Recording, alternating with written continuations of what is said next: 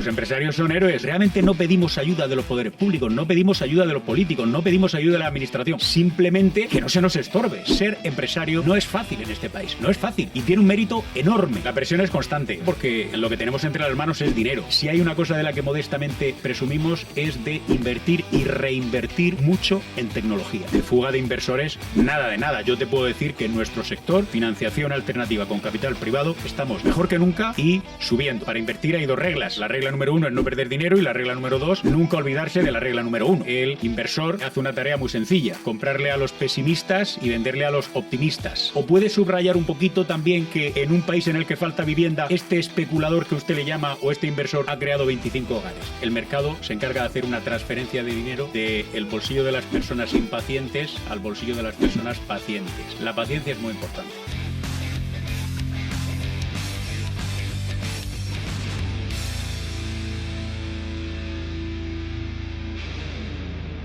Don Alfonso Merlos, bienvenido a Invertir con Inteligencia, el podcast de Nova Galma. ¿Cómo estás? Estupendamente, un placer estar con vosotros y, bueno, enhorabuena y mucho ánimo en esta tarea de divulgación, ¿verdad?, de la economía y del mundo financiero e inmobiliario que estáis llevando a cabo.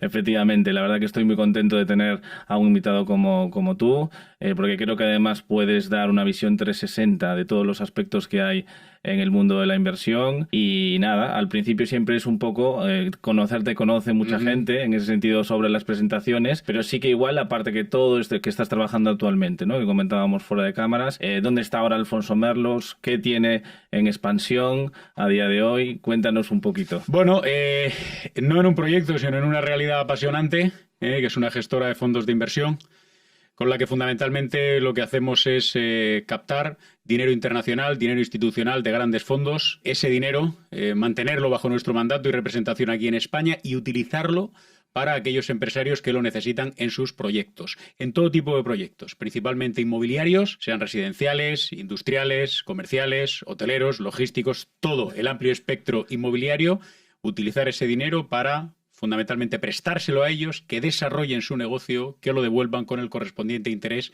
y de esa manera pues ejercer en gran medida el papel de broker. Qué bueno, la verdad que el abanico es inmenso. Yo estoy más habituado igual a un abanico más cerrado de esas soluciones financieras que ofrecéis. Y a nivel también de gestión emocional, ¿no? ¿Cómo es la presión, ¿no?, de llevar todo ese magnate de financiación y llevarlo luego a ayudar a los empresarios, ¿no? La presión es constante por dos razones, yo te diría. Primera, porque lo que tenemos entre las manos es dinero y eso implica una responsabilidad muy grande. Y en segunda instancia, porque tenemos que acertar, ¿eh? Es verdad que España se encuentra en un momento extraordinario, que el real estate fundamentalmente está en plena ola y lleva varios años en plena ola y eso hemos de saber aprovecharlo. Pero, como te digo, eso se lleva con mucha prudencia y con mucha responsabilidad porque has de saber siempre discriminar el proyecto bueno del que no lo es, el empresario que tiene un magnífico scoring del que no lo tiene tanto y efectivamente afinar mucho la política de riesgos, ¿no? No digo que hay personas, ¿no?, pero probablemente una parte de la opinión pública que entiende que los fondos de inversión por su propia naturaleza pues tienen determinada tendencia al riesgo y es todo lo contrario. Somos ciertamente conservadores. Es bueno que sea así. Al final también estés jugando con vuestro propio dinero capital que os llega de fuera y para hacerlo con criterio y con profesionalidad. Para también entender lo que entiendan las personas que nos escuchan, ¿qué se diferencia del sistema tradicional bancario? ¿En qué soluciones creéis que aportáis diferentes a los bancos tradicionales? Nosotros las podemos contar en primera persona esas ventajas, ¿no? Sería, valga la redundancia, ventajista, o nuestros clientes, en definitiva, los empresarios podrían contar y cuentan, ¿no?, qué es lo que nosotros les aportamos. Les aportamos sobre todo velocidad, les aportamos sobre todo agilidad, flexibilidad, estructuras financieras que son imaginativas y, en definitiva, lo que les permitimos a los empresarios es salirse de un carril que es más ortodoxo, que probablemente está más burocratizado, que probablemente tiene más limitaciones, que es el de la banca tradicional. No lo digo en demérito de la banca tradicional. Al final, cada empresa tiene su propia política y así la aplica. Y por eso a mí particularmente me gusta decir que nosotros, en este caso nuestra compañía Dexter, no somos tanto financiación alternativa, que también, sino financiación complementaria. Convivimos con la banca tradicional. Hay determinados tramos de los proyectos en los que entra la banca y otros en los que entramos nosotros. Somos necesarios, somos imprescindibles en ese sentido. Y hay empresarios a los que para determinados proyectos no financiamos porque no entran en nuestros parámetros y para otros en los que la banca no llega, con nosotros sí pueden llegar y sí pueden hacerlo. Hablabas antes de la agilidad, ¿no? Que es una parte muy importante para, sobre todo, los empresarios que tienen proyectos de inversión seguramente y que tengan unos plazos que conseguir. Y ahí teníais como una marca diferente, ¿no? Es decir, que sois muy rápidos a la hora de hacerlo. Pero ¿cómo es la gestión, ¿no? A nivel de tiempos con estos proyectos. La gestión se tiene que hacer con unos protocolos que son absolutamente firmes, muy lineales, en el sentido de que cuando entra una operación todos los días están entrando una gran cantidad de operaciones. Todos los días, por la mañana, por la tarde y por la noche, y por los distintos cauces, ¿no?, que tiene la empresa diseñados para originar operaciones. Pero una vez entra la operación, el sistema de discriminación está muy definido, ¿no? En mi responsabilidad como vicepresidente, al final hay un primer filtro muy claro, que es el scoring que se aprecia en el cliente, la calidad que tiene el cliente. El segundo filtro, que sería la calidad que tiene el propio proyecto, si es un proyecto inmobiliario, de la índole que sea. El tercer filtro es el destino del dinero. El destino del dinero tiene que estar muy claro. Da igual, ¿no?, que la operación sea una operación de 1,5 millones, que sea de 15 millones o de 35 millones. Pero el uso y el destino que se le va a dar a ese dinero. Y, en cuarta instancia, el cuarto parámetro, que también vemos de manera muy directa, es el retorno del dinero, la devolución del dinero. Nosotros no llevamos a cabo una operación financiera, en última instancia, para ejecutar el activo y para apropiarnos del activo. Lo hacemos para que el empresario gane un dinero, tenga un margen y ese margen incluya el pago, como es natural, de un coste financiero para nosotros y para nuestros inversores. Y por lo tanto, el repago de la operación, la amortización de la operación, tiene que estar muy claro. Si supera ese primer filtro, luego ya sigue su camino al departamento de riesgos. Súper claro. Nosotros que vivimos con el tema de la banca tradicional, sí que es cierto que vemos un cambio, ¿no?, ahora del tema de los sistemas de inteligencia artificial que se han instalado y que ese scoring que hablabas, ¿no?, como que era muy rígido y que ya... Creo que hay una parte de la banca que ha perdido igual la emoción, ¿no? El estar sentado con el empresario, escucharle y a partir de ahí hacerle un trabajo a medida, que es un poco también lo que vosotros diseñáis. ¿Qué, digamos, está registrado la inteligencia artificial y qué valoráis también a nivel de emocional con el empresario a la hora de elegir los proyectos? Bueno, fíjate, Marcos, has tocado dos teclas que son fundamentales. La primera, que es la clave de cualquier operación, la clave primera, escuchar bien al cliente, entender bien al cliente, ¿por qué acude a ti? ¿Qué necesidades tiene? ¿Qué planes tiene? ¿Qué objetivos tiene? ¿Qué estrategia tiene? Es lo más relevante. Evidentemente hay una parte también, digamos, de psicología, ¿no? Cuando el cliente acude a ti y cuando está acudiendo en busca de financiación, a veces no cuenta todo, ¿eh? A veces hay una parte que puede ser una parte más gris, menos bonita, de más riesgo, más conflictiva, que no la cuenta. Todo eso aparece en el análisis de riesgos cuando se hace de manera escrupulosa, pero escuchar al cliente es decisivo para enfocar bien una operación. Y, en segunda instancia, la parte de la inteligencia artificial. Fíjate que cuando nosotros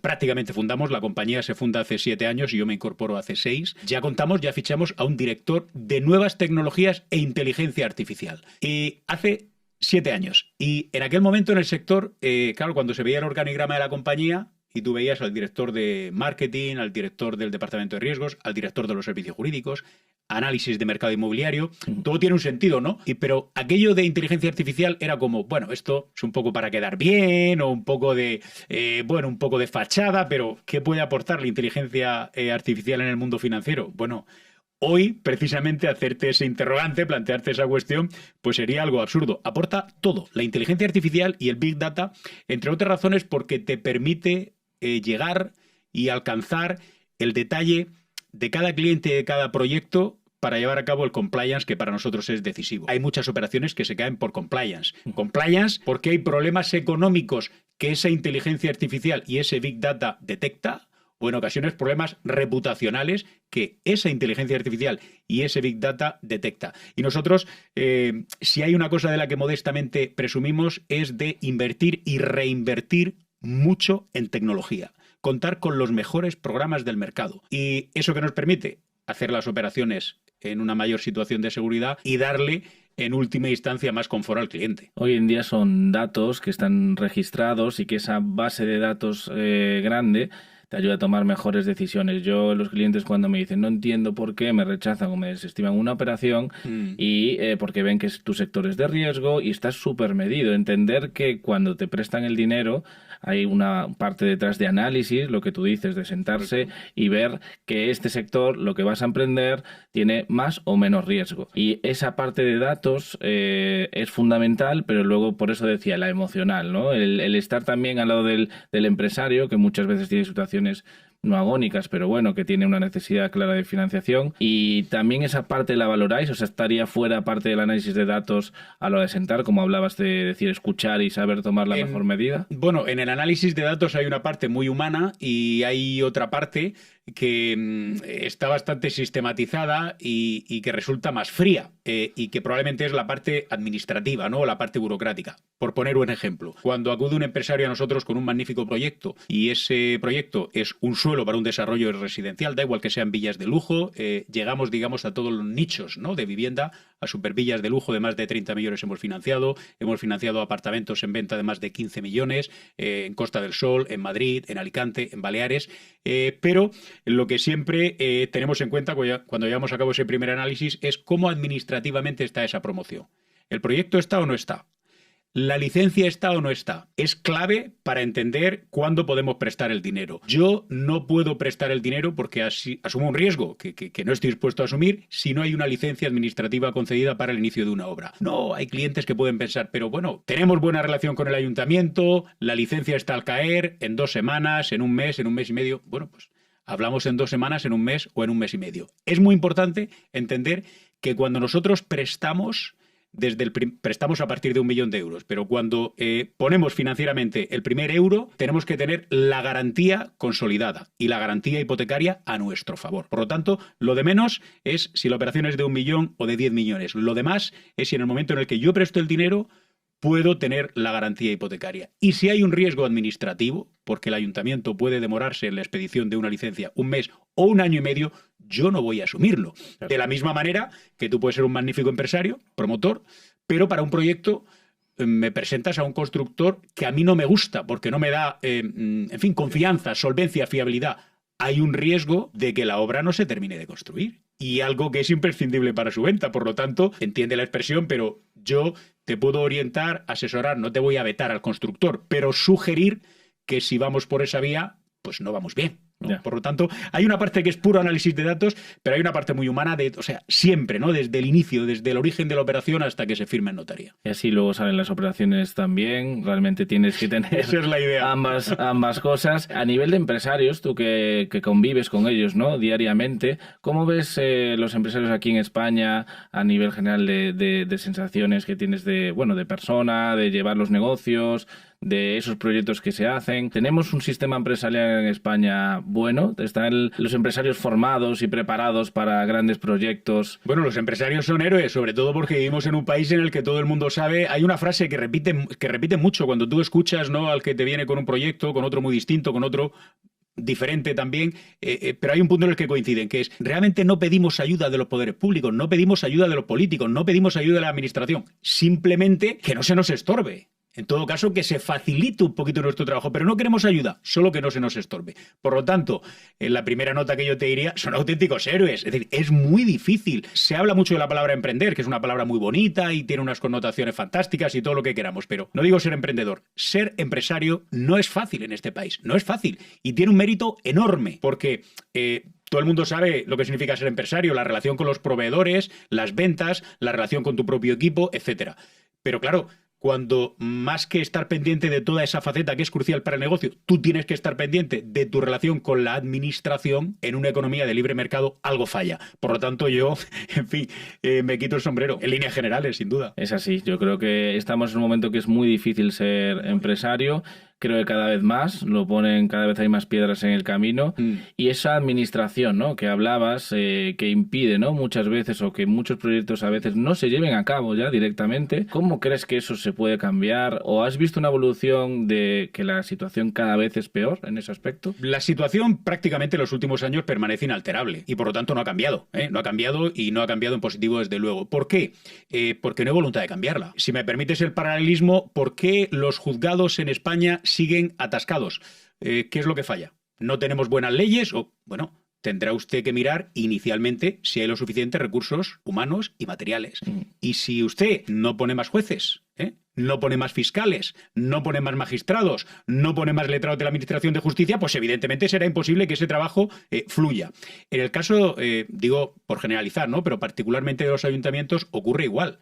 Si en el área de urbanismo, hablando de la localidad de la que hablemos, nos encontramos con un número de funcionarios reducido, insuficiente, con proyectos que constantemente se están presentando y que vienen lastrados porque hay otros que previamente han entrado en cola, pues al final lo que se hace con el empresario es prácticamente desanimarle. Porque una licencia que se podía obtener en el Ayuntamiento X en 8 meses, al año siguiente, si la solicita, ese mismo promotor ya la obtendrá en 1 año. Y al año siguiente ya la obtendrá en 14 meses o en 16 meses. Es un auténtico disparate. Y sobre todo porque para el empresario el tiempo es dinero y está el coste de oportunidad. Un empresario que, específicamente aquí, que conocéis bien el sector inmobiliario, que empieza a trabajar desde cero, un promotor, tiene una serie, tú lo sabes perfectamente, una serie de trámites, una serie de tareas, una serie de pagos, un trabajo tan largo en el tiempo que no puede llegar a un momento en ese desarrollo y de esa promoción en el que se cruce de brazos porque la administración está parada, porque la administración está bloqueada. Y lamentablemente así ocurre.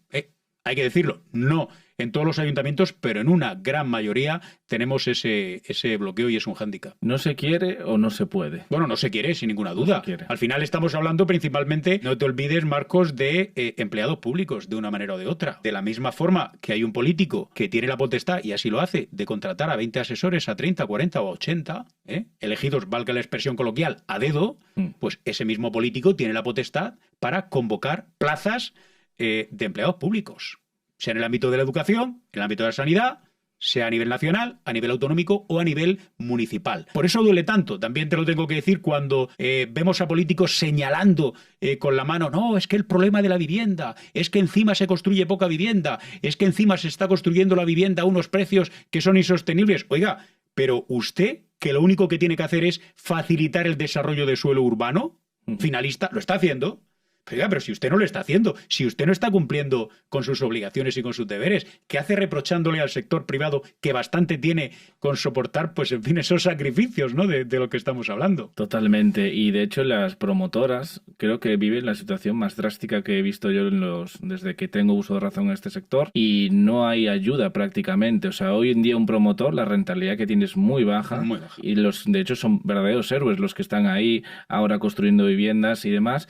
¿Y cómo has visto esa parte de cambio, ¿no? Porque antes sí que se le apoyaba incluso en los bancos, antes se le daban unas financiaciones acordes y ahora incluso hasta se obliga a vender toda la promoción, a llegar a límites que no son fáciles, como se hace con los ICOs en particulares, en hipotecas. ¿Crees que debería la administración centrarse en una financiación óptima para promotores también? Bueno, ahí lo que nosotros estamos haciendo, y te tengo que hablar en primera persona, es facilitar los primeros tramos, las primeras fases del desarrollo de un proyecto, ¿no? Citabas un caso fundamental que es ¿qué hace un promotor si no tiene dinero para construir? Y, a diferencia de lo que ocurría antes de la crisis del año 7 y del año 8, ahora no pasa alguien por una calle, ve un cartel en el que dice aquí se van a construir 20 apartamentos o 5 chalés y se lo compra porque está viendo solo un cartel y está viendo solamente un suelo y está viendo que nadie trabaja. Nadie compra. ¿Y por qué nadie compra? Porque no se está construyendo.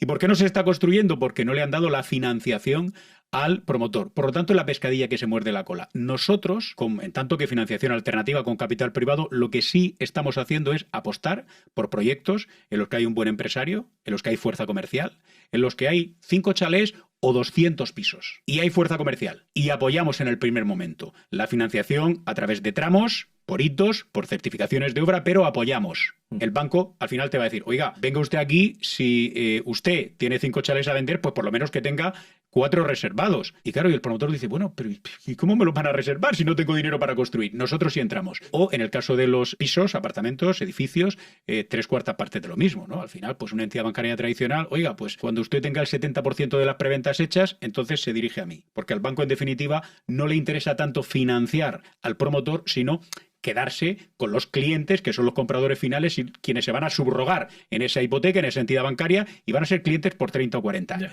Pero no le interesa tanto financiar al promotor. Nosotros sí entramos en esa fase temprana. Y el promotor va construyendo, vende, construye, vende, construye, vende, y nosotros le vamos facilitando el dinero por hitos.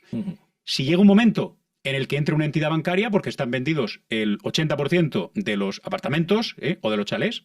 Nosotros nos salimos de la ecuación, se produce el repago y la amortización y el banco termina de llevar a cabo la financiación de la obra. Por eso te decía inicialmente que me gusta hablar más de financiación complementaria que de alternativa. Pues es una situación bastante compleja la que se vive a día de hoy. De hecho, hoy en día las promotoras, aparte de todo ello, les exigen como una reputación, una trayectoria muy amplia. Y yo ya no entro en la construcción de vivienda pública. Ya, digamos, apartamos ese tema que está, digamos, ya en desuso. Está en números rojos, es que está en números rojos, ¿no? Es decir, la administración, ¿qué puede hacer? Pues, evidentemente, cumplir con una obligación, que esa sí que es una obligación constitucional, ¿no? Vemos a veces a determinados dirigentes hablar del derecho de acceder a una vivienda digna. Oiga, empiece usted en la parte que le toca, pero es que tenemos un porcentaje absolutamente ínfimo, ridículo, de construcción de viviendas públicas de protección, o como queramos llamarles, en relación al total, a la vivienda libre, ¿no? Y eso vuelve a ser responsabilidad de nuestros dirigentes. Inexistente. Realmente la situación es que no hay construcción de vivienda pública, y ya no hablo de esas promotoras que tienen mucha reputación. Hablo de que alguien quiere hacer una promotora nueva. Y digamos, es imposible a día de hoy hacerla. Mira, ahí te podría poner dos casos de ayer mismo y de aquí, de dos promotores en Madrid. Ahí nosotros también estamos apoyando. Bien. Porque no ocurre como, en fin, en la época del gran boom urbanístico en España, previa a al crash financiero y a la explosión también del propio sector inmobiliario de los años 7 y 8. Entonces había promotores a los que se les daba un dinero y, en fin, eran profesionales que se habían dedicado a cosas muy distintas. Se habían dedicado al sector industrial o a la agricultura o al sector servicios. No tenían experiencia en el sector de promoción inmobiliaria y, sin embargo, se les financiaba. Ahora, injustamente, hay quienes tienen poca experiencia, pero muy buenos equipos, tienen buenos arquitectos, tienen buenos ingenieros, tienes una buena constructora, e injustamente no se les está financiando por los canales tradicionales. Nosotros, evidentemente, discriminando, midiendo muy bien el riesgo, pero sí estamos entrando con ese promotor que de repente quiere empezar a hacer una obra donde sea. En Cataluña, en Madrid, en Málaga, en Mallorca, donde sea. Y porque ves que está esa formación y porque ves que está el proyecto muy bien armado. Siempre, cuando hablamos de scoring del cliente, nos fijamos mucho en su experiencia. Lógicamente, uno puede llevar 3 años y haber entregado 40 viviendas o llevar 10 años y haber entregado 4.000 viviendas, en las que hay viviendo personas. Pero a veces hay promotores que se lanzan, que vienen de un sector, que puede ser un arquitecto, que puede ser un ingeniero, y que forman grandes equipos. Y tú consideras que vale la pena apostar y entonces le financias. Y esa es la primera promoción que van a hacer. Es una labor fundamental, Alfonso, la que hacéis, porque ya te digo, o sea, yo lo que veo de la banca tradicional es muy complicado y quien se arroja a tener un proyecto como ese, pues es muy difícil. Hablabas antes del real estate, ¿no? De que vivimos en España un buen momento también, pero ¿cómo has visto a grandes rasgos, ¿no? De cómo ha crecido en este aspecto y cómo lo encuentras a día de hoy? Yo creo que estamos ahora mismo en un crecimiento sano. ¿Por qué digo esto? Porque a diferencia de lo que ocurría hace 20 años, cuando había un exceso de crédito y había un exceso de oferta, ahora hay escasez de oferta y además se está comprando con muchos recursos propios. Es verdad que el Estado ha articulado pues algunos mecanismos de aval para que se aporte la mínima entrada a la hora de adquirir una vivienda, pero se está comprando en términos generales con mucho músculo, con muchos recursos propios, con mucho equity. Eso es positivo porque eso le da estabilidad al sistema. En segunda instancia, hay un factor que ha irrumpido de manera absolutamente irreversible, te diría, sobre todo en los últimos 6 o 7 años, que es la presencia de compradores internacionales, de compradores extranjeros. Antes estábamos mirando cómo solo se compraba pues en zonas muy concretas de costa, en zonas súper turísticas y viviendas más como inversión. Ahora estamos viendo que no es así. Estamos viendo cómo, o incluso la presencia de pues personas ya jubiladas que en sus países venían a España a una retirada pues más tranquila, ¿no? A pasar sus últimos días. Ahora estamos viendo cómo hay familias, cómo hay jóvenes, cómo hay empresarios que se trasladan a vivir a España, que compran en España, que invierten en España, que viven en España, que están poniendo muchos recursos propios y eso le está dando muchísima estabilidad al sector inmobiliario. Y luego también, por la parte que os toca a vosotros como empresa, también te diré que en relación a lo que ocurría hace 20 años, la gestión e intermediación inmobiliaria se ha profesionalizado enormemente. Es verdad que siempre hay que hacer una criba, siempre hay que hacer un filtrado, como en todos los sectores, que, en fin, que a veces escuchas determinadas cosas o lees determinadas cosas que son tremendas, también en las redes sociales, pero hay un grado de profesionalización muy alto, porque sobre todo en un país como el nuestro en el que ha crecido tanto el sector del lujo, vender una casa de lujo, vender una propiedad en general, no solo una casa, es una tarea muy exigente. Hay que saber hacerla muy bien. Y en ese sentido, tanto profesionales a nivel individual como empresas que se dedican a este sector y a ese nicho, pues yo te diría que están en un crecimiento imparable, ¿no? Y haciendo las cosas muy bien. Y a nosotros nos viene muy bien, en tanto que financieros, porque necesitamos, igual que, evidentemente, que haya un buen constructor, que haya un buen vendedor. En cada sitio en el que vamos a financiar, que se contrate a la mejor o a las mejores agencias inmobiliarias. Qué bueno, es así. Yo creo que esa labor es fundamental y sí que yo he visto la evolución de que antes quizás el sistema inmobiliario de intermediación no estaba bien definido, pero ahora creo que ha ganado un nivel alto y como toda la vida hay buenos y malos, eso habrá en todos los sectores. Y tocaste una parte muy importante porque tengo la sensación, o lo que se escucha, ¿no? Que se están yendo los inversores fuera de España y tú trabajas que los inversores vienen a España. Y ahí, ¿dónde hacen foco? ¿Qué es lo que más les interesa, ¿no? ¿Y por qué también eligen España? Bueno, nosotros tenemos un mandato muy claro. Ellos eligen España porque a nosotros, pues en fin, como ciudadanos y también con nuestro propio espíritu y capacidad crítica de cómo vemos al poder, de cómo reaccionamos ante el poder, estamos probablemente más a la defensiva, estamos viendo probablemente un ambiente más hostil, en términos generales, de lo que ve un comprador, un inversor intercontinental, que al final ve que España está dentro de la Unión Europea, ve que España es un país en el que hay seguridad jurídica, ve que España es un país en el que, en fin, con todas las dificultades, pero va teniendo un crecimiento económico aceptable y sostenido. Y luego, pues otra serie de elementos que son innegables, ¿no? ¿Qué es lo que aporta el clima? ¿Qué es lo que aporta la gastronomía? ¿Qué es lo que aporta el estilo de vida? Todo eso suma. Todo eso es casi inalterable y todo eso es lo que a un inversor le invita a venir aquí y a poner su dinero. En el caso nuestro, nosotros, en tanto que gestor de grandes fondos internacionales e institucionales, principalmente, los fondos y el origen del dinero con el que nosotros articulamos operaciones financieras está en grandes fondos de Estados Unidos, de Canadá, de Francia, de Alemania, de Reino Unido, de Luxemburgo, en esos 7 u 8 países. El dinero está en España porque ellos deciden ponerlo en España y deciden ponerlo bajo nuestra gestión, confiando en nuestro criterio para, haciendo operaciones financieras, producir una rentabilidad. Y la apuesta, particularmente en lo que podemos definir como préstamos con garantía hipotecaria, con capital privado, la apuesta no ha dejado de crecer en los últimos, te diría que los últimos 7 o 8 años. Es decir, en España hay un cambio también muy importante, que es un cambio legislativo que se hace en el verano del 19, en el que el capital privado y este tipo de financiación se orienta más a empresas que a personas físicas. Y se busca que el cliente que acude a una financiación con capital privado tenga más protección. Y todo eso ha creado las condiciones para que, insisto, de fuga de inversores, nada de nada. Yo te puedo decir que en nuestro sector, financiación alternativa con capital privado, estamos mejor que nunca y subiendo. Y eso es porque hay grandes empresarios, grandes proyectos y esos inversores a los que tú estás aludiendo. Eso es. Y luego es eso, el país, ¿no? Con todo lo bueno que tiene a nivel de costumbres, de vida, ¿no?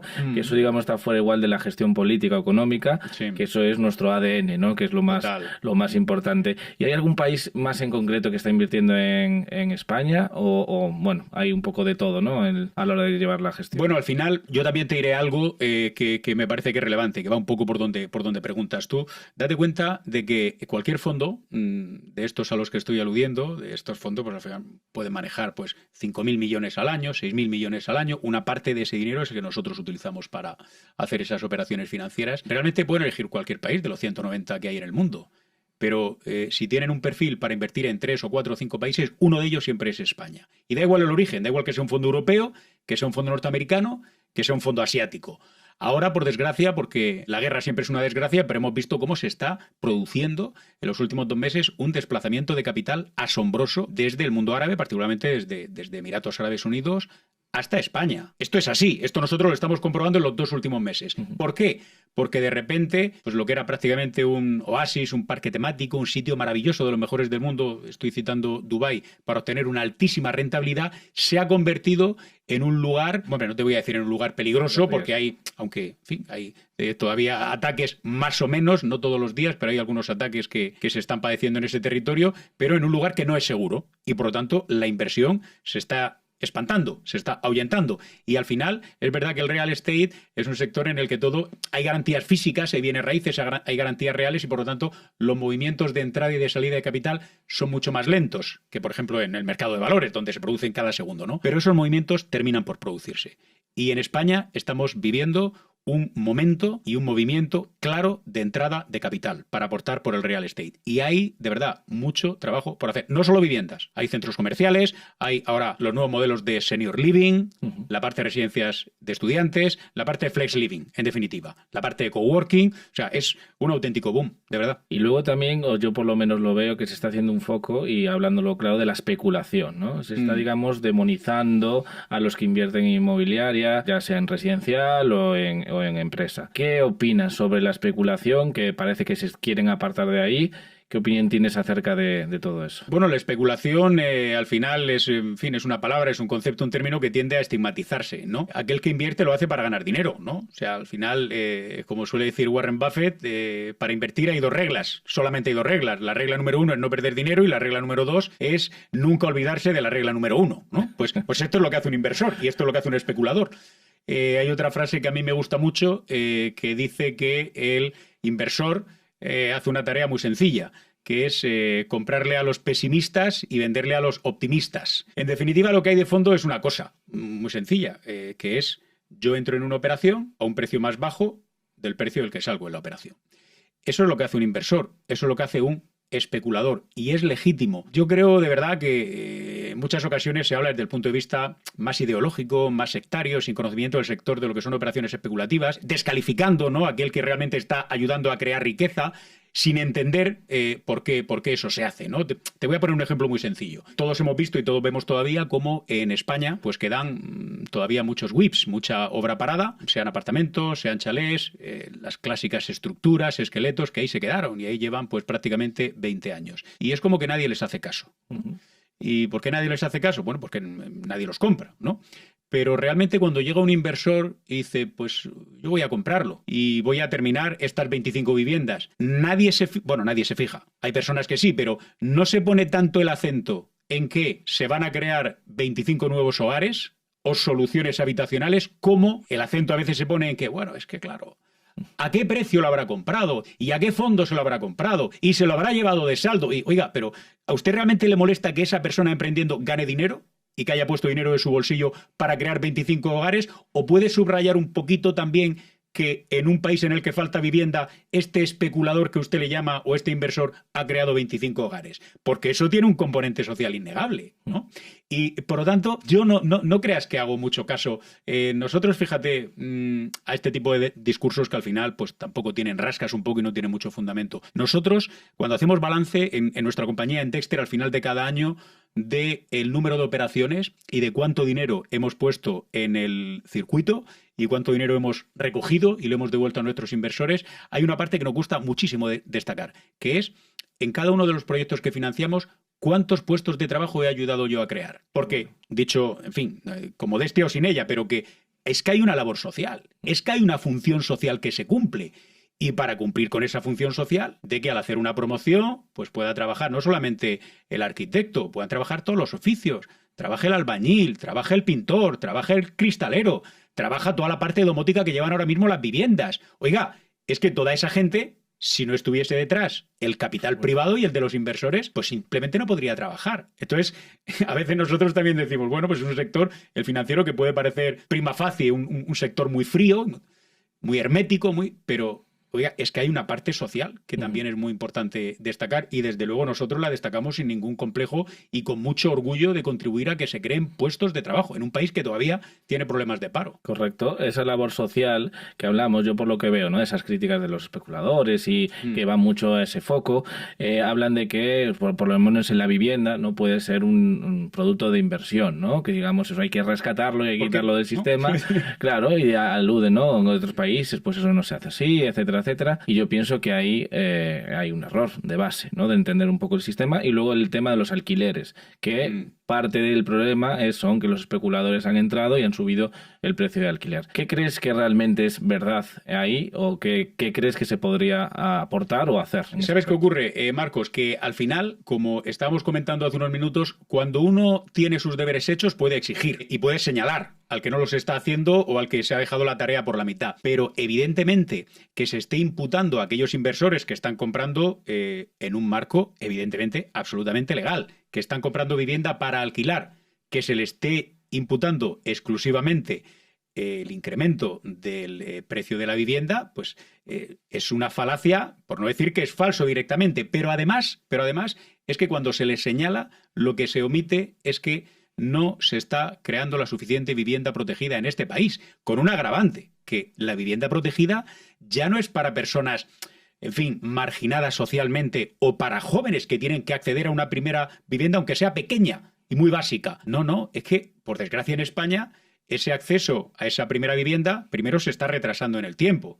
Ya no a los 23, 24, 25 años, sino prácticamente a los 40. Y en segunda instancia, no pensemos ni muchísimo menos en los jóvenes y en las personas marginadas socialmente. Es que hay capas importantes de lo que antes eran en España clases medias acomodadas y aburguesadas que ahora necesitan protección social. No quiero particularizar ni entrar en cuestiones políticas, pero un poder público que presume de ejercer de escudo social, oiga, póngalo usted en el caso de la vivienda. Y luego ya podremos hablar de qué ocurre con los inversores y de cómo fluctúa el mercado y de si al ampliarse, evidentemente, la oferta, los precios caen. De la misma manera que cuando usted tenga hechas una serie de leyes que protejan a los propietarios y que no favorezcan la ocupación ilegal, entonces ya veremos si se ponen los suficientes pisos o no en alquiler en el circuito y en el mercado, porque hay muchos inversores y propietarios que por temor a perder su vivienda, pues no la están poniendo en el circuito. Y hay que señalar, en este caso, la legislación. Veas el caso de Barcelona, que ha sido unas medidas súper restrictivas y que han creado el efecto contrario, ¿no? en el mercado. Además, te pongo un ejemplo que es de libro, clarísimo. ¿Cómo es posible? Nosotros financiamos operaciones en toda España y en Portugal. En Portugal, particularmente en 3 zonas, en la zona de Oporto, en la zona de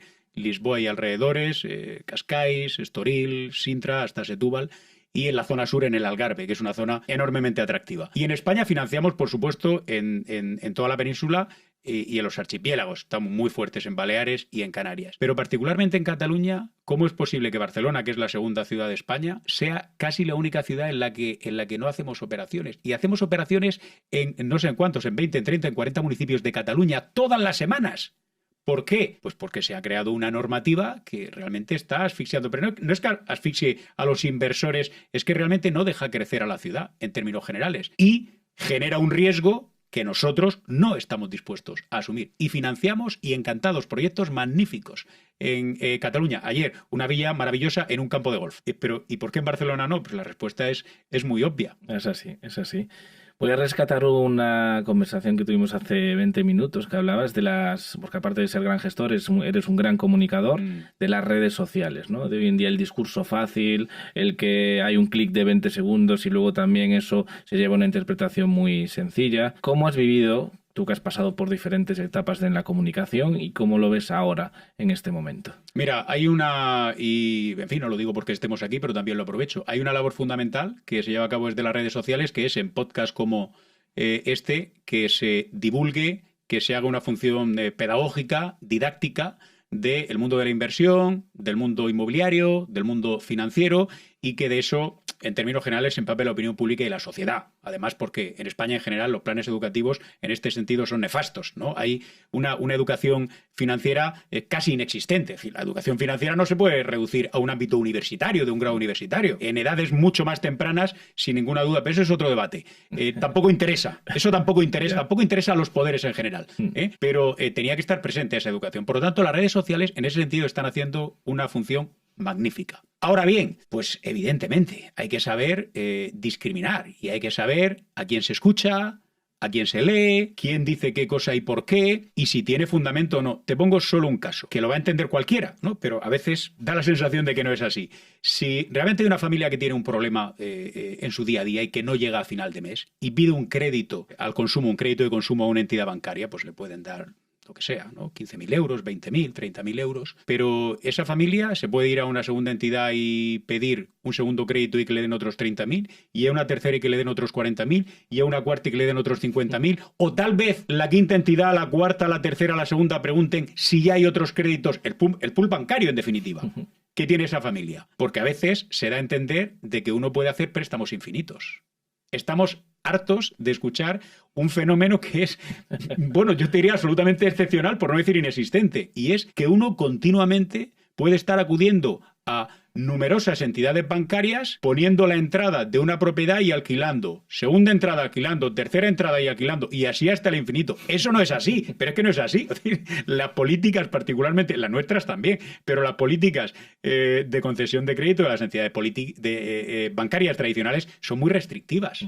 Y eso no ocurre. Hay que saber en las redes sociales, pero en fin, como en los medios de comunicación y como en la vida, ¿no? Hay que saber qué se elige y por qué, y la calidad, desde luego, de ese contenido. Para mí lo que acabas de decir es el punto clave, que es elegir el contenido que quieres ver e interesarte también en cómo se está divulgando ese mensaje. De hecho, para mí, a nivel de emprendimiento, yo digo, vale, sí que es cierto que tenemos una parte muy difícil a nivel fiscal y burocrático, pero es cierto que tenemos unos recursos a la palma de nuestra mano, con un móvil de consejos empresariales útiles y que las redes sociales están haciendo y motivando esa labor. Sin duda. Y luego, date cuenta, en el campo de la comunicación hay otro fenómeno. Yo me dedico en gran medida a la comunicación institucional, a la comunicación empresarial, al asesoramiento, al dimensionamiento de grandes proyectos con grandes empresas. Y hay una parte que tampoco se cuenta siempre, ¿no?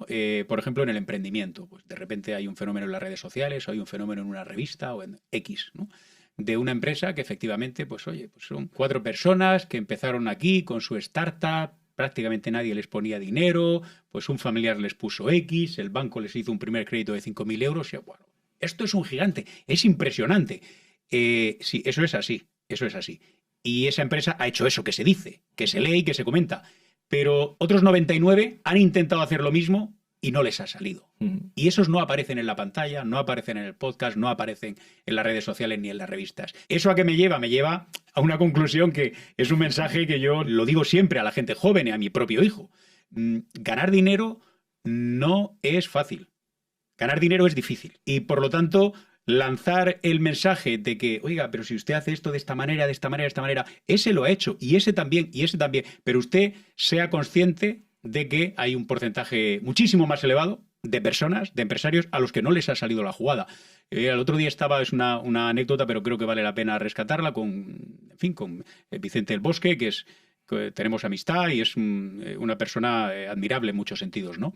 Y él, que ha llevado tantos años al frente de las escuelas, de las categorías inferiores del Real Madrid, siempre les decía el primer día a los cientos o 300 que tuviese al Real Madrid, que viene súper seleccionado de toda España. De vosotros, si sois 300, 297 no van a jugar nunca en el primer equipo. Qué mensaje. Y date cuenta de que estamos hablando de un nivel previo, de un trabajo previo, de una calidad, de una cantera, etcétera. En fin, para mí es el mejor club del mundo. Pero y ese mensaje es real. Y ese mensaje, aunque duela, también hay que decirlo. Esos otros 297 tendrán otra salida, podrán ir a jugar al Girona o al Córdoba o al Betis, o equipo muy... Pero 297 no jugarán. No todos van a ser Carvajal, que ha ganado más títulos que nadie y que puso la primera piedra en la Ciudad Deportiva con Di Stéfano, ¿no? Y hay que ser, de verdad, hay que ser muy realistas. Y creo que, como todos estamos siguiendo las redes sociales, ya sí. Las redes sociales no entienden de edad, pero creo que con los jóvenes, con los adolescentes, hay que ser, no duros, ¿no? Pero hay que ser especialmente claros, ¿no? En ese sentido. Has tocado un tema personal que creo que es bueno también mencionarlo.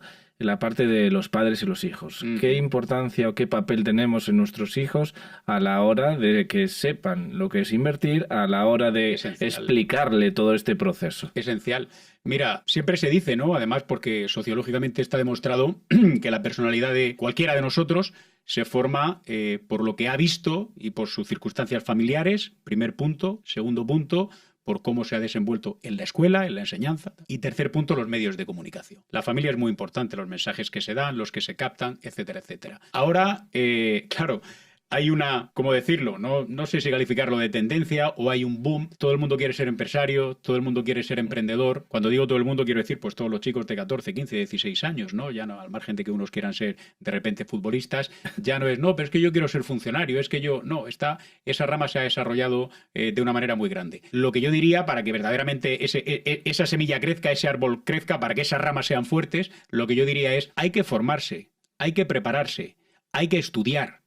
Ahora que están tan de moda, bueno, pues todo lo que es la economía virtual, las criptomonedas, la inversión en bolsa. No, pero es que esto lo hacen de esta manera y de esta otra y realmente se gana dinero. Oiga, pero ¿cómo que es eso de que se gana dinero? No se puede jugar con el dinero. Invertir el dinero es una responsabilidad, evidentemente. Y si usted quiere hacer eso, si usted quiere ser, si tú quieres dedicarte a eso, prepárate para ser el mejor broker, ser el mejor trader, prepárate, te tienes que formar. tienes que estudiar, tienes que leer a los mejores, tienes que tener paciencia, tienes que tener disciplina, tienes que acumular experiencia y luego encima tienes que tener un poco de suerte. Exacto. Porque el mercado no se puede predecir científicamente, ¿no? Y, Ojalá fuese así. Y ahí, aparte de la formación, y lo hablábamos fuera de cámaras, la mentalidad, ¿no? Cómo trabajamos en ese aspecto, ese punto clave, ¿no? A la hora de la inversión. Y luego también que nos cuentes un poco tu experiencia también de malas decisiones que hayas tomado y que te han llevado a ser hoy quien eres en este sector. Bueno, hay una frase, si hablamos un poco de lo que es ya pues el movimiento de los mercados y de las propias empresas, que a mí me gusta mucho, no recuerdo ahora mismo exactamente de quién es, pero en definitiva que viene a decir que el mercado se encarga de hacer una transferencia de dinero del bolsillo de las personas impacientes al bolsillo de las personas pacientes. La paciencia es muy importante, es muy importante. No todo el mundo, pero cualquiera que llega a invertir en mercado de valores y no tiene claro un plan, no tiene claro cuál es su objetivo, no tiene clara cuál es su estrategia, lo pasa mal, suele perder, evidentemente, y se da cuenta muy pronto, no lo digo por experiencia personal, pero probablemente sí como un mensaje a las más jóvenes generaciones. Se da cuenta de que no es fácil ganar mucho y rápido. Hay determinadas acciones que en cualquier... yo soy, en fin, muy aficionado y muy seguidor del Nasdaq, de todo lo que son los valores tecnológicos americanos. Hay acciones que rompen salvajemente durante un día, ¿no? Hay un auténtico boom, pero tú no sabes qué es lo que va a ocurrir al cierre de la sesión. Tú no sabes qué es lo que va a ocurrir en la preapertura. Tú no sabes qué es lo que va a ocurrir cuando se reinicie la sesión al día siguiente. Tú no sabes, no es tan fácil, saber dónde tienes que entrar y dónde tienes que salir. Volvemos al tema de las redes sociales. No, yo te lo voy a explicar. En un tutorial de 30 minutos, tú te vas a convertir en el número 1 operando en el mercado. Te voy a enseñar cuándo tienes que entrar, fíjate en las velitas, trazas aquí una raya horizontal, luego colocas una vertical... de verdad, que es mucho más complejo que todo eso. Por lo tanto, el mensaje tiene que ser siempre ante la inversión de mucha cautela. Y sobre todo de saber a qué juegas, ¿no? O sea, yo quiero decir, a qué juegas, es decir, cuáles son tus metas también, ¿no? A título particular, pues yo creo que la media de quienes intervenimos en estos mercados está en tener una parte de tus decisiones en productos que pueden permanecer en el tiempo sin que los veas y sin que los toques, en otros que probablemente y en posiciones que tú vas a tener que ir rotando y revisando en 3 meses, en 6 meses, en un año máximo, y luego pues está el componente un poco y la fiebre del trading, ¿no? Que al final, en fin, yo siempre, en estos casos digo, hay que volver a Warren Buffett, ¿no? Que siempre dice, si realmente tú no puedes aguantar una acción durante 10 años, no intentes mantenerla ni durante 10 minutos, ¿no? Porque lo vas a pasar mal, ¿no? Pero está esa fiebre y esa impaciencia del pensar, oiga, es que yo estoy aquí en un 25, en un 30 o en un 35 anual, pero podría estar en un 70 en un día. Bueno, y vamos a ver si al día siguiente estás en un menos 40. Total. Es decir, son decisiones muy racionales. Por eso es tan relevante la formación y la experiencia. Digamos que un consejo, ¿no?, que se le puede dar también a los jóvenes es que piensen a largo plazo, ¿no? No se vayan a la inmediatez. Total. Pero eso es muy complicado. Entre otras razones, todos hemos sido jóvenes. Sí. Todos sabemos, ahora que está tan de moda, tanto en el plano personal como en el plano empresarial, no, lo importante es crecer, ¿no? Que la empresa va creciendo, que esta persona va creciendo, pero no siempre, sobre todo a esas edades, no siempre es tan fácil, ¿no? Tener ese pulso más templado, más sosegado, no siempre es fácil escuchar los consejos de la experiencia. Y yo también digo otra cosa, ¿no? Hay, desde luego, inversores a los que yo sigo, me da igual que tengan, en este caso, 30 años o que tengan 80, pero si sigo al de 30 años, y lo digo para los jóvenes que sigan al de 30 años, que se fijen bien en el currículum y en la trayectoria del que tiene 30 años y ya está triunfando. Si ha empezado anteayer y ha estado probando, o por el contrario tiene un bagaje de muchísimo peso, ¿no? Y empezó a una edad muy temprana, e hizo las cosas muy bien, y por dónde ha pasado, y por qué banco de inversión, y por qué escuela económica, etc, etc. Las cosas cuestan en términos generales. Luego también hay un valor que es una palabra que es el éxito, ¿no? Que muchas personas la interpretan de una manera o de otra. Aquí, para Alfonso Merlos, ¿qué es el éxito profesional o personal también? Bueno, cada uno tiene sus objetivos en la vida, desde luego. Yo siempre he pensado que cuando he llegado a algún sitio, sea una televisión, sea una radio, sea una empresa, sea una institución, sea la compañía de la índole que sea, el sector privado fundamentalmente, que con todo lo que yo he aportado, con el paso del tiempo, haya conseguido que esa empresa sea, mejor no, muchísimo mejor de lo que era. ¿Eso qué significa? Que gane más dinero, que haya un equipo más grande, que haya personas de más calidad, que haya una alineación muy clara de esa compañía y de esa firma con lo que aspira a ser en el futuro, no en 2 años, sino en 5 o en 10. Siempre he tenido esa visión estratégica. Luego tú en esa compañía puedes permanecer 5 años, 8, 10 o 2. Pero creo que es muy importante para mí el éxito es cómo tú puedes contribuir al progreso de un equipo, de un conjunto, de un colectivo. Y el éxito en términos individuales, pues bueno, ni siquiera, fíjate, te iba a decir, pues hombre, un boxeador se sube a pelear solo, pero tiene un equipo. Un tenista se pone a dar raquetazos él solo, pero tiene un equipo también. Y por lo tanto, en esta vida es que todo se construye. Es muy difícil, ¿no? Aisladamente, individualmente, un genio aislado de repente puede surgir, pero es muy difícil. Si tú no te rodeas de buenas personas, es muy difícil que tú crezcas y que tú hagas crecer a esas personas. Es un gran consejo y luego también la estructura de valores, ¿no? Muchas veces creo que tener una filosofía, una política bien clara te ayuda a progresar. No todo vale y tampoco se trata, digamos, de dar una visión seráfica, ¿no? del empresario en España. Siempre hay garbanzos negros de los que tú has de apartarte y no puedes permitir que entren en tu cesto.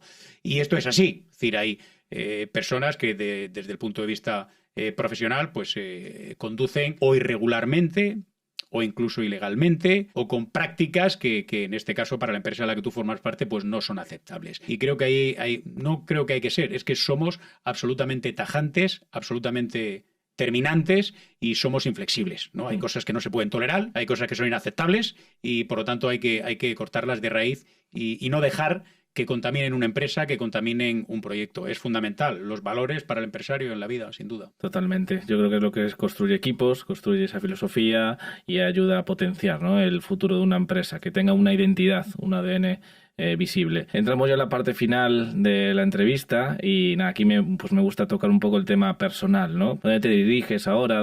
¿Cuáles son tus próximos retos? ¿Tienes algo en mente de aquí a 5 o 10 años? ¿Dónde te gustaría estar? En gran medida donde estoy.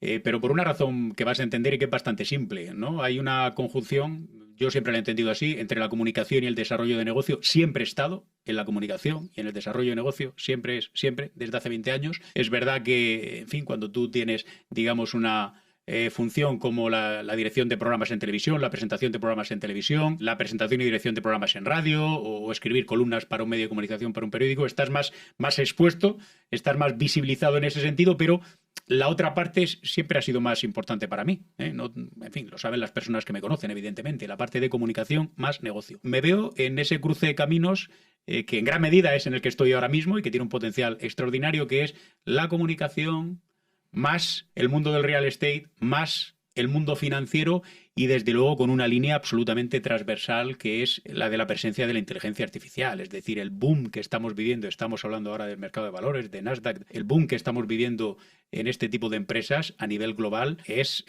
casi incalificable, ¿no? Cómo está cambiando y cómo va a cambiar nuestras vidas. Yo me veo, estoy ahí, pero quiero seguir ahí, que es lo relevante, ¿no? Te hago una pequeña reflexión. Incluso creo que especialmente en Europa tenemos que estar fuertes porque hoy no lo estamos. Porque en este boom tecnológico y de la inteligencia artificial y todo lo que lleva aparejado, los semiconductores por un lado, todo el Big Data, todos los centros de almacenamiento, la energía, toda la computación cuántica, estamos fuera totalmente de ese debate. En Europa estamos fuera de ese debate. Está tomando el mando el mundo asiático, China y Estados Unidos. Las empresas y las personas. Y por lo tanto, aquí, de verdad, tenemos muchísimo trabajo que hacer. Va a cambiar nuestras vidas en 10 años, o sea, de esa introducción de la inteligencia artificial al mundo que entendemos hoy, y yo creo que además va a ser de una velocidad vertiginosa. Ya lo estamos viendo con las aplicaciones que antes no estaban desde hace un año y ahora de repente no podemos vivir sin ellas, ¿no? Que nos ayudan y nos complementan. Y me he dejado, dos piezas, digamos, o dos sectores que son apasionantes y que están creciendo a un ritmo más fulgurante que nunca, que es el de la carrera espacial, no solamente, de nuevo, por la compañía de Elon Musk, sino por la grandísima galería de compañías que hay alrededor y la parte de la robótica. Pero eso está ya, aquí de manera inmediata. Muchas veces se dice, bueno, pero al final la inteligencia artificial, pues cualquiera va a saber hacer de todo, ¿no? Es como que nos va a igualar. Yo siempre pongo el ejemplo de la anterior revolución, la más fuerte que hemos tenido recientemente, que es la de Internet, que al final es de los años 90, ¿no? Internet verdaderamente, aunque en su momento pues fue un un invento, un sistema y un programa y herramienta de la NASA en Estados Unidos, pero se democratizó en los años 90. No ha pasado tanto tiempo. El acceso a Internet también es para todo el mundo, ¿verdad? Todo el mundo se puede mover en el ciberespacio, pero cada uno pues tendrá su sitio, tendrá su éxito, a pesar de que las herramientas estén al alcance de todos. Y las de la inteligencia artificial, igual que en su momento ocurrió con el fenómeno de Internet, ya lo están, de hecho. No tenemos que tener miedo, sino yo creo que es una evolución, nos va a hacer mejores y, como digo, no nos va a quitar, simplemente nos va a complementar y nos va a ayudar a ser mejores como sociedad y como país y como mundo en general. Y a ser más eficientes. O sea, al final, con la cantidad de tareas que llevamos a cabo a lo largo de todo el día, te paras a pensar, yo madrugo mucho, siempre ha sido así, y te paras a pensar en la cantidad de tiempo haciendo un trabajo igual o un trabajo mejor que te ahorras a través del uso de los programas adecuados de inteligencia artificial. ¿Eso qué te permite? Pues te permite llenar mejor la agenda, ordenar mejor la agenda, priorizar mejor la agenda. Te permite al final ser mejor profesional porque le das un mejor servicio a tus clientes, ¿no? A las empresas con las que te relacionas. Por lo tanto, lo que yo sí que veo evidentemente absurdo, supongo que como la inmensa mayoría de personas, será el estigmatizar o el minusvalorar o el desdeñar el avance y la presencia cotidiana de la inteligencia artificial en nuestros días. No es que va a estar el día de mañana, y es que ya está. No hay que tener miedo a los cambios y absolutamente hay que ir con todo ello. Alfonso, de verdad ha sido un auténtico placer. Siempre acabo con una pregunta final y creo que nos has ilustrado en muchísimos campos y vas a ayudar a muchas personas a tener claridad, ¿no? Que también es un tema muy importante. Espero que sea fácil entonces la pregunta. Oye. Nada, es muy sencilla. Es simplemente un poco tus referentes, ¿no? Si tú haces tu vista atrás de todo lo que has hecho y lo que estás haciendo, ¿quiénes son las personas o entidades que más te vienen a la cabeza en un momento actual? Para mí la sabiduría no tiene que ver con la edad, ciertamente, pero he de reconocer que una persona, más allá de que se haya convertido de manera popular en un oráculo como Warren Buffett, creo que es a una persona que hasta que viva, porque el hombre ya está muy mayor, esperamos que viva muchos años, siempre hay que leer, siempre hay que escuchar, incluso aunque incomoden, sus consejos, sus vaticinios, sus diagnósticos, porque pienso que es un sabio en el mundo, no hablo ni siquiera en el mundo de la inversión, en el mundo del mercado de valores, hablo en términos generales en el mundo de la economía. Qué bueno es así. Lo que tú dices, escuchar, aunque dificulte, ¿no? Tu aprendizaje en este caso y que te permita avanzar. Las verdades a veces son incómodas. Sí, hay que saber llevarlas. Pues nada, de verdad, un placer. Me he sentido súper cómodo. Creo que esta entrevista, ya te digo, va a dar mucha claridad y te agradezco infinitamente que hayas estado con nosotros. El placer ha sido mío. Gracias a vosotros y enhorabuena por el trabajo que estáis haciendo, que, insisto, viene a suplir la ausencia que todavía en España hay en el sector público y en la enseñanza de educación financiera. O sea que mucho ánimo y adelante. Muchas gracias, de verdad.